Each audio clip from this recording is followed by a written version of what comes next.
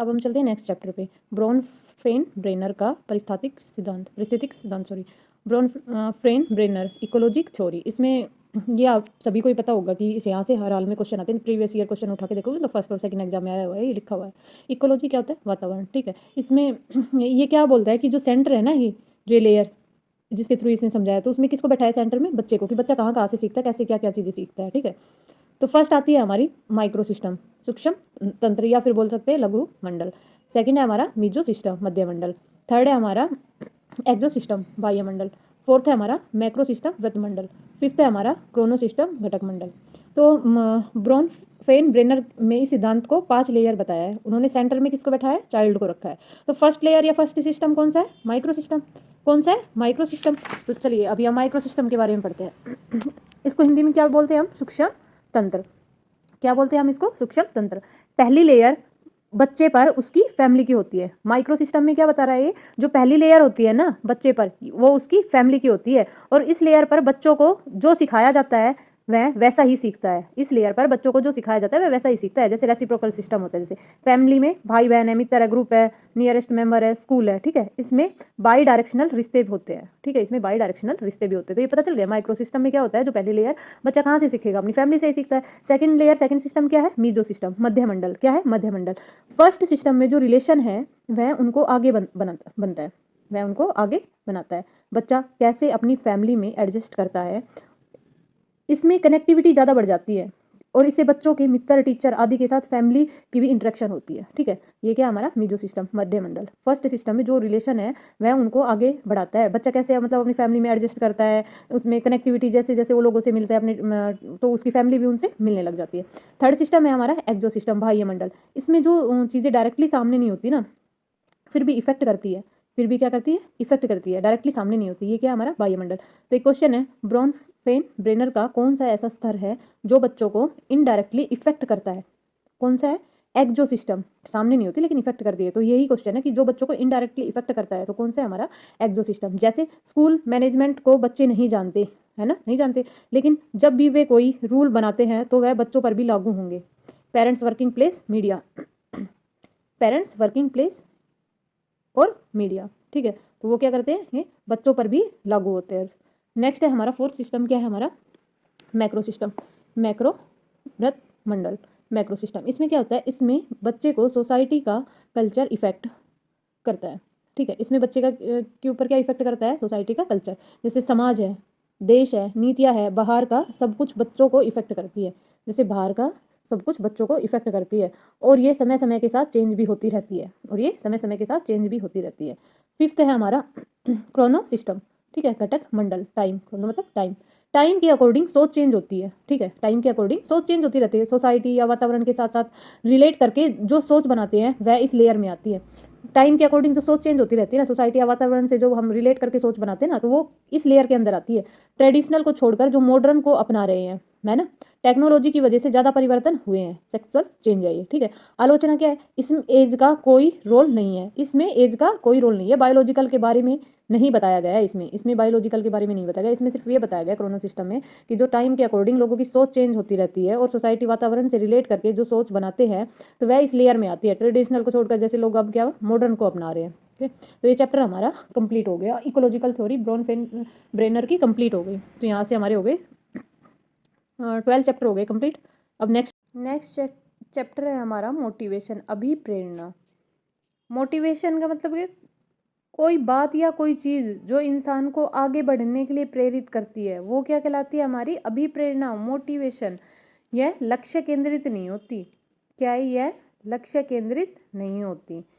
अभिप्रेरणा शब्द लैटिन भाषा के मोटम से बना है, टू मूव, आगे बढ़ना, टू मूव, आगे बढ़ना। टाइप ऑफ मोटिवेशन क्या है? इंटरनल, आंतरिक, एक्सटर्नल, बाह्य। इंटरनल मोटिवेशन क्या होती है? आंतरिक अभिप्रेरणा क्या होती है? इसमें बालक अपने आप अपनी इच्छा से कार्य करता है, अपने अंदर से ही मोटिवेट होता है। इस कार्य को करने से उसे सुख व संतोष प्राप्त होता है, इसलिए वह करता है। तो ये समझ आए, इंटरनल मोटिवेशन, आंतरिक अभिप्रेरणा क्या है? इसमें बच्चा अपनी इच्छा से कार्य करता है, अंदर से ही मोटिवेट होता है इस कार्य को करने से। एक अलग से उसको कार्य करने में खुशी मिलती है, जैसे भूख है, प्यास है, नींद है, काम है या विश्राम है। ठीक है। जो एक्सटर्नल मोटिवेशन होता है वह क्या होता है, इस प्रेरणा में बालक किसी कार्य को स्वयं की इच्छा से न करके दूसरे की इच्छा या बाह्य प्रभाव के कारण करता है, जैसे प्रशंसा, पुरस्कार, निंदा, दंड, सहयोग, नवीनता आदि। तो सभी को पता होगा जो एक्सटर्नल मोटिवेशन है वो किस टाइप से होता है, बच्चा किस टाइप से करता है। अब क्वेश्चन आते हैं हमारे इस पे कि एक इंसान है, ठीक है, एक इंसान जीवन में नाम, इच्छा, प्रशंसा कमाना चाहता है, तो इसमें कैसी अभिप्रेरणा है, कौन सी अभिप्रेरणा है इसमें, आंतरिक आंतरिक अभिप्रेरणा है, वो अंदर से ये चीजें करना चाहता है। ठीक है। नेक्स्ट क्या है, दंड पुरस्कार कैसी अभिप्रेरणा है, हमें भी पता है कैसी है, कैसी अभिप्रेरणा है,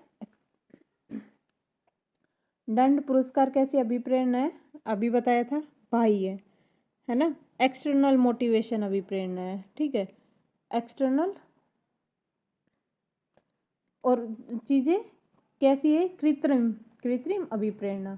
दंड किसी चीज से दिया जा रहा है या पुरस्कार वगैरह दिया जा रहा है तो एक कृत्रिम अभिप्रेरणा है। इंसान में रुचि अभिरुचि होती है ना, तो ये मनोवैज्ञानिक साइकोलॉजिकल अभिप्रेरणाएं होती है। अगर किसी इंसान में रुचि अभिरुचि होती है तो ये क्या है, मनोवैज्ञानिक साइकोलॉजिकल अभिप्रेरणा होती है। अभिप्रेरणा का चक्र मोटिवेशन थ्योरी जो है क्या है, सबसे पहले बीच में कौन है, चालक है, इधर क्या है, इंसेंटिव प्रोत्साहन, इधर क्या है, नीड आवश्यकता। तो need first, driver, inspire, incentive और गोल। तो राइट सीक्वेंस है इसमें, नीड, ड्राइवर, इंसेंटिव, इंस्पायर या गोल। तो राइट सीक्वेंस है वो हमारी कौन सी होगी इसमें, ए। नीड सबसे पहले आवश्यकता, तभी तो काम करने जाए, इंस्पायर होगा वो, फिर इंसेंटिव और फिर उसको उसका गोल। तो ये सीक्वेंस आई समझ, ये क्वेश्चन आए समझ। तो चलिए अभी और क्वेश्चन करते हैं इसके।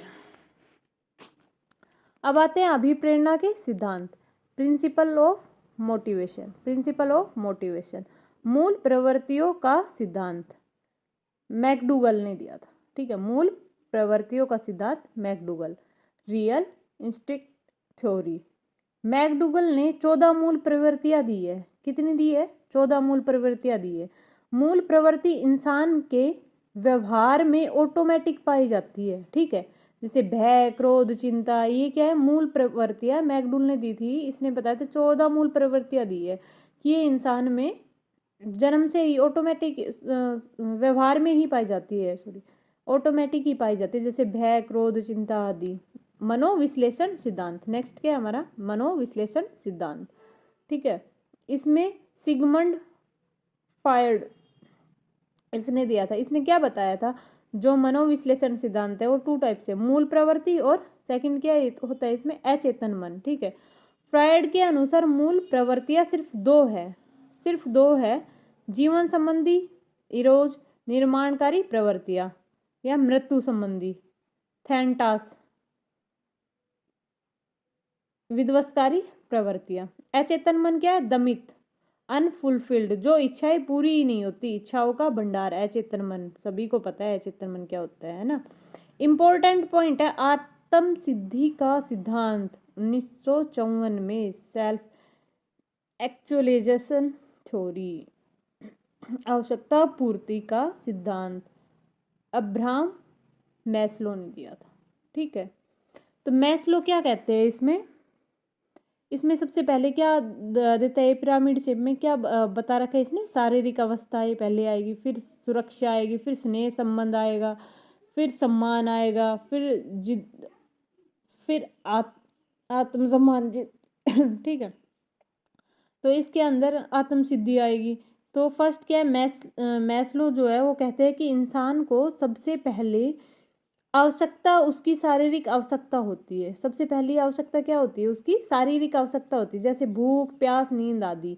फर्स्ट शारीरिक आवश्यकता, सेकंड सुरक्षा, स्नेह संबंध, मकान, जैसे सुरक्षा मकान वगैरह, सम्मान मिलना, आत्म सिद्धि। तो यहाँ से ये हमारा अभिप्रेरणा मोटिवेशन चैप्टर कंप्लीट हो गया। तो भाई ये हमारे कंप्लीट 13 चैप्टर हो गए। वीडियो को लाइक कर दीजिए। अभी कुछ दिन से मेरी तबीयत ख़राब चल रही है, तो अभी जल्दी से जल्दी हम टीजीटी साइंस की क्लास का रिवीजन करेंगे। आप लोग भी मेरे साथ रिवीजन करना।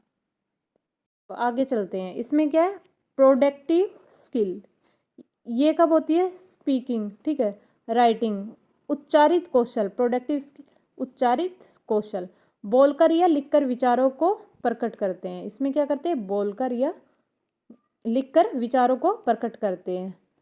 रिस्पेक्टिव स्किल, लिसनिंग रीडिंग, ग्रहित कौशल बोलते हैं इसको, लिसनिंग रीडिंग, सुनकर या पढ़कर ग्रहण करते हैं। क्या करते हैं, सुनकर या पढ़कर ग्रहण करते हैं। परिमार्जित का सिद्धांत, काइंड ऑफ चेंज थ्योरी, विकास की डायरेक्शन को चेंज किया जाता है लेकिन सिर्फ एजुकेशन में। विकास की डायरेक्शन को चेंज किया जाता है लेकिन सिर्फ किस में, एजुकेशन में। हेरिडिटी, यह एक स्थायी प्राथमिक संरचना होती है। वंशानुक्रम, हेरिडिटी, यह एक स्थायी प्राथमिक संरचना होती है। इसको आगे पढ़ेंगे। सूत्रगुण याद रखना कितने होते हैं, कितने पेयर्स, 23 पेयर्स। कितने सूत्रगुण होते हैं ये, 46, ठीक है।